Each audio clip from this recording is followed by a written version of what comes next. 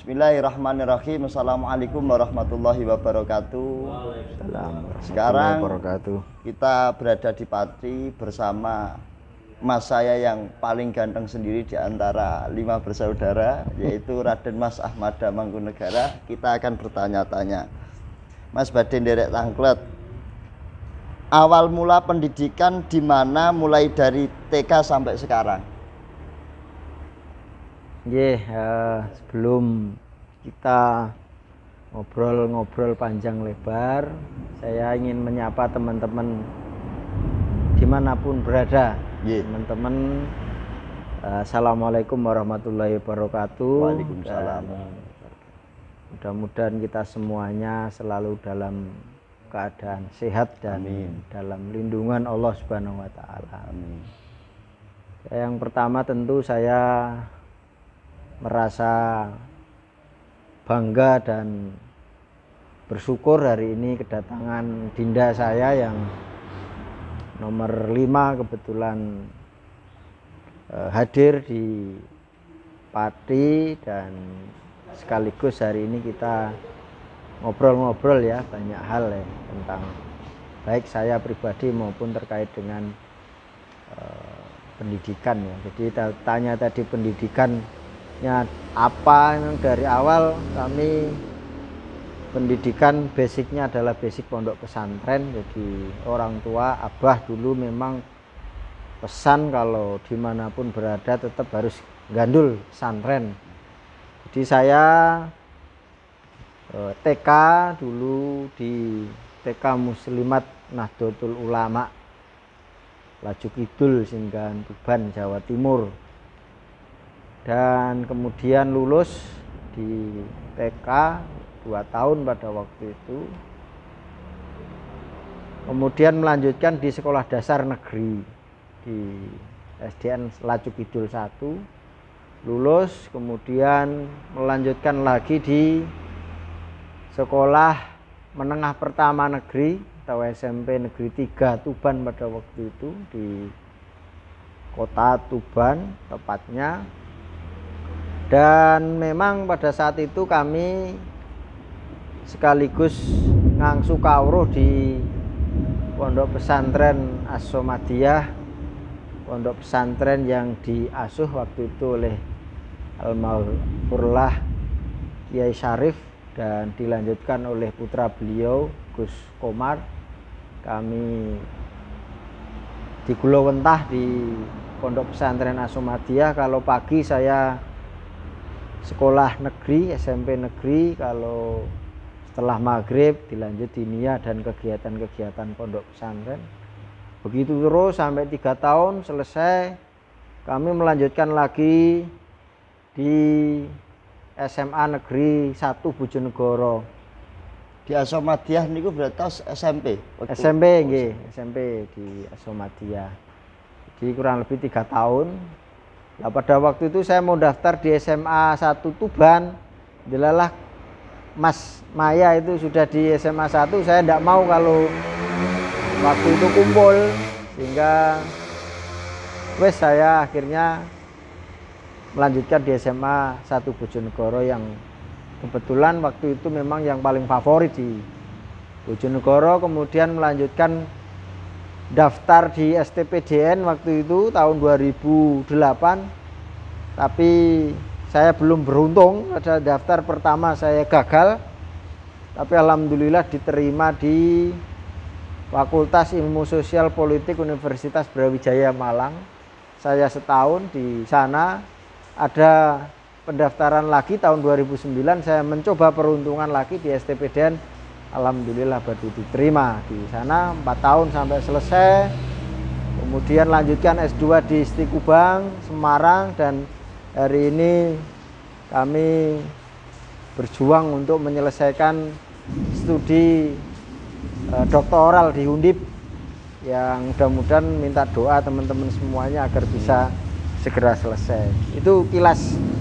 Kalau berbicara item demi item panjang, nanti nggak selesai semalam ini. Nah itu mungkin kurang lebih itu. Terus kesan yang paling menarik ketika di PDN itu apa? Jadi Pertama kali saya masuk di IPDN tahun 2009, memang rasanya saya agak kaget karena lingkungan yang kami tempuh pada waktu itu memang berbeda jauh dengan lingkungan-lingkungan yang sudah kami ikuti selama ini. Jadi walaupun saya dari kecil memang terbiasa mandiri jauh dari orang tua, tetapi pada waktu itu di IPDN ini memang berbeda. Karena yang namanya IPDN ini kita tidak lagi menjadi anak orang tua, tapi kita statusnya adalah anak negara yang setiap lembar bajunya dibiayai oleh negara, setiap makannya dibiayai oleh negara, gerak langkahnya dibiayai oleh negara, sehingga kami memang pada waktu itu menyesuaikan dengan pola pendidikan di sana sampai 4 tahun, dan alhamdulillah berat di awal, tapi insya Allah kami bisa menyelesaikan pada waktu itu tepat waktu 4 tahun. Dan ketika kami sudah lulus hari ini, sering teman-teman sering mengucapkan bahwa manis untuk dikenang tapi tidak untuk diulang. Mungkin itu. Jadi itu cerita yang luar biasa, pengalaman yang luar biasa. Terus sekarang terkait pemuda zaman sekarang, menurut panjenengan dos pundi pemuda zaman sekarang? Jadi kalau saya membandingkan, ini kan generasi ini kan ada generasi X, generasi Y, dan generasi milenial ya. Hari ini kalau kita sering nyebutnya kan generasi milenial. Kalau dibandingkan dengan pemuda dulu dengan sekarang tentu berbeda. Berbeda dalam hal apa ya? Berbeda dalam hal penguasaan ilmu pengetahuan dan teknologi. Kalau dulu memang kita berkomunikasi saja ini membutuhkan waktu yang cukup lama.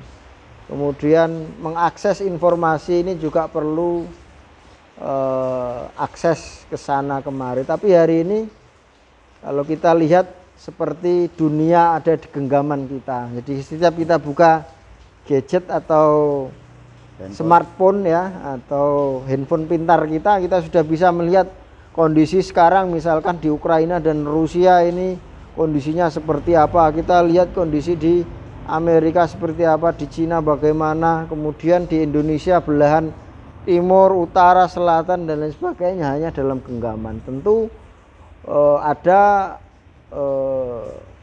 unsur positif dan negatifnya. Hari ini memang teman-teman pemuda hari ini lebih diuntungkan dengan media sosial yang luar biasa.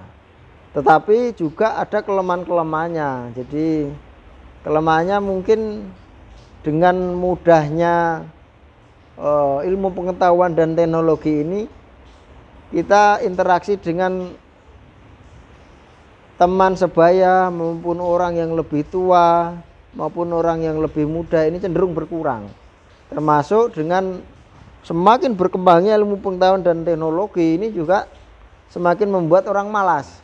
Contoh hari ini misalkan yang sederhana saja, nyuci pakaian. Kalau dulu pagi bangun nyuci pakaian, menyetrika dan lain sebagainya. Sekarang nyuci pakaian tinggal masukkan di mesin cuci, selesai, kering langsung dipakai. Dan ini juga membuat orang malas. Jadi sehingga orang ini juga kecenderungannya semakin berkurang untuk daya juang untuk kehidupannya. Termasuk hal-hal yang lain ya.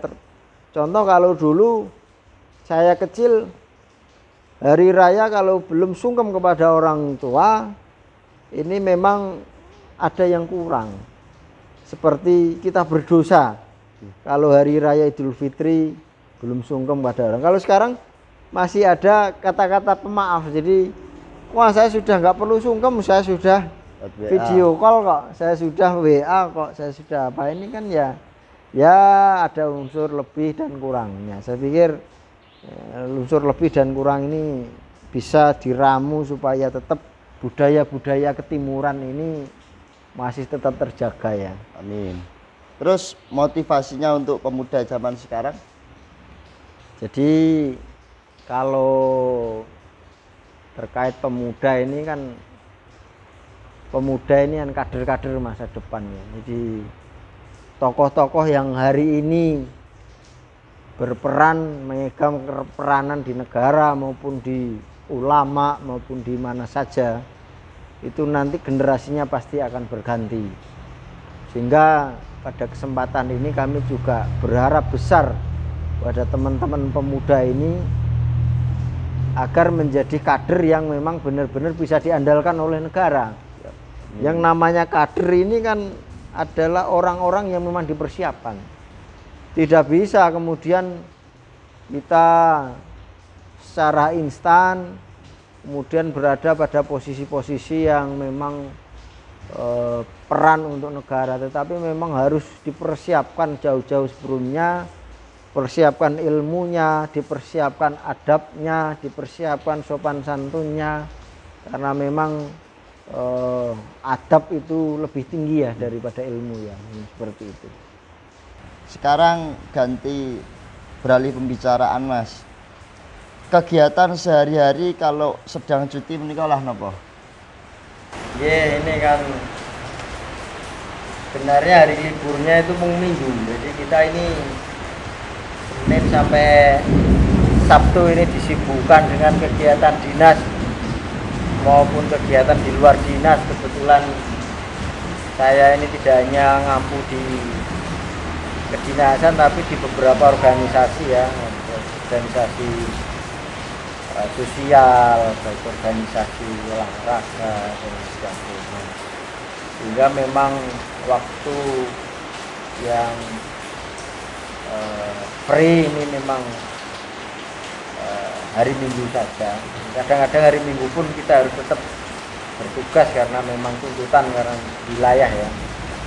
Namun demikian kalau ada waktu-waktu yang luang, kita utamakan untuk keluarga.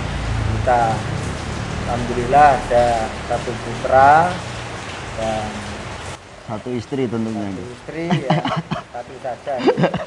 Tidak banyak-banyak. Jadi kita optimalkan untuk keluarga lah. Karena apapun itu, kita jadi siapapun dimanapun kembalinya juga ke keluarga. Jadi tidak pernah keluar jalan refreshing kemana? Ya tetap kalau keluarga ya kita ajak nanti mungkin jalan-jalan kemana, olahraga mungkin, kadang kuliner juga mana gitu kan. Atau bahkan kalau pas longgar sekali ya mungkin kita ya menyalurkan hobi lah aja, hobi olahraga ekstrim mungkin off-road atau mungkin sepak bola atau mungkin tenis, nah itulah. Yap. Terus untuk makanan yang paling disukai ini kan apa? Kalau saya ini tipikal gampangan makan saya itu, jadi nggak angel-angel. Tapi kalau yang paling seneng itu makanan-makanan yang berkuah biasanya. Oh. Ya mungkin ya bisa sop, bisa nasi bening, terus apa soto mungkin ya. Tapi saya lebih suka masakan sing sifatnya tradisional ya, pedesaan. Kalau minumannya? Minumannya apa ya? Ya minuman yang jus mungkin ya, buah-buah itulah. Kalau yang lain-lainnya teh, humus dan ini di luar pertanyaan yang sudah saya buat tadi Mas. Dulu ketika sebelum nikah itu sudah pernah ada hubungan dulu atau belum Mas sama Mbak Deka Mas? Jadi ya apa ya, jodoh itu benar, jodoh itu jodoh, pati, rezeki itu memang rahasia langit ya. Yeah. Jadi kita kalau orang bertanya kok bisa kenal istri sebelumnya bagaimana, ya itu karena jodoh. Karena kalau dibuat skenario manusia saya pikir tidak mungkin, karena saya tidak pernah kenal istri saya dan tempatnya juga jauh dari Pati, secara hubungan pekerjaan ya tidak ada gitu kan. Tapi yang namanya jodoh itu ya semuanya dimudahkan. Jadi tidak bisa didefinisikan lah kalau itu, nanti panjenengan pasti mengalami seperti itu. Jadi kalau ya sebelumnya sudah ini sudah ini pakai ini aja, belum tentu seperti itu. Jadi kalau memang belum jodohnya ya susah, tapi kalau sudah jodohnya ya mudah banget, gampang. Baik, mungkin itu dulu. Terima kasih. Jangan lupa follow Instagramnya Gus Mada, Ahmada Mangkunegara. Terima kasih Mas Mada. Ya, matur nuwun rawuhnya. Mugi-mugi barokah. Matur nuwun. Assalamualaikum warahmatullahi wabarakatuh. Salam.